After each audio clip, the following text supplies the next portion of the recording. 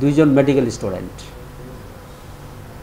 তারা মেডিকেলে পড়াশোনা করে এই সব অনৈতিক জঘন্য কাজ করে গত 6 মাসে আমরা যে স্টেটমেন্ট আমাদের কাছে এসেছে তাতে তাদের 100 কোটি টাকা তারা আয় করেছে।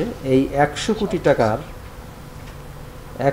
টাকার মধ্যে তারা অনেকে নিজ এলাকা হলো সাতক্ষীরা, যশোর, খুলনা এবং ঢাকায় বিভিন্ন জায়গায় সম্পদ করেছে, জমি কিনেছে, অ্যাকাউন্টে আছে প্রচুর টাকা। এরা যে সার্ভিস প্রোভাইড করে থাকে, এই কাগজটা আপনাদের কাছে আছে। এদের আইডেন্টিফায়ার নাম্বারগুলি হলো যেমন জনস্বার্থে আমরা, দেশি pompom, Hasib and silk trusted agency, direct deci video, Dhaka real service centre. এই যে ঢাকা রিয়েল সার্ভিস সেন্টার, এই রিয়েল সার্ভিস সেন্টারে আমরা তথ্যপত্র পাওয়ার পরে আমাদের ইন্টেলিজেন্স টিম গত 15 দিন যাবৎ এদের পেছনে ইন্টেলিজেন্স সংগ্রহ করেছে এবং তারা স্যাঙ্গুইন হয়েছে, নিশ্চিত হয়েছে ইয়াস এই গ্রুপেই ফেক আইডি দিয়ে তারা ফেসবুক ওপেন করে এই ফেসবুকের মাধ্যমে এই অপরাধগুলি করে যাচ্ছে।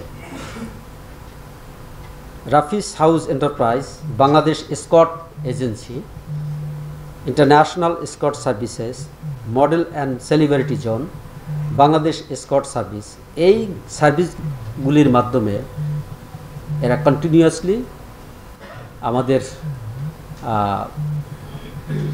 অসহায় নিরীহ যারা চাকরির জন্য বিভিন্ন এই সব লোকজনের পেছনে ঘুরছে তাদেরকে বিভিন্নভাবে অ্যাবিউজ করে, এবং তাদেরকে কি বলবো আমরা রিয়েল সার্ভিসে পর্নোগ্রাফি, নুড ছবিতে এদের অভ্যস্ত করায়।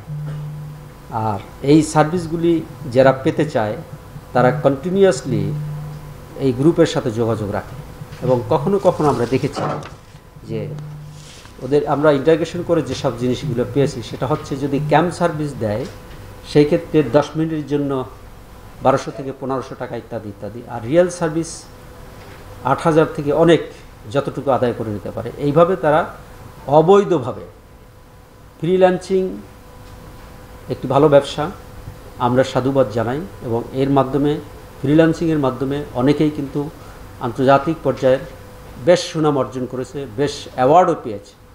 আর এই যে যারা ফ্রিল্যান্সিংয়ের নামে প্রতারণা করছে তারা এরকম মানুষের সাথে, সাধারণ নিরীহ মানুষের সাথে প্রতারণা করে যাচ্ছে। তাদের আমরা আইনের আওতায় আনতে সক্ষম হয়েছি। আমরা টোটাল কতজনকে? 8জনকে আমরা গ্রেপ্তার করেছি এবং এর যারা আরও যারা বাকি আছে আমরা সবাইকে আইনের আওতায় নিয়ে আসবো।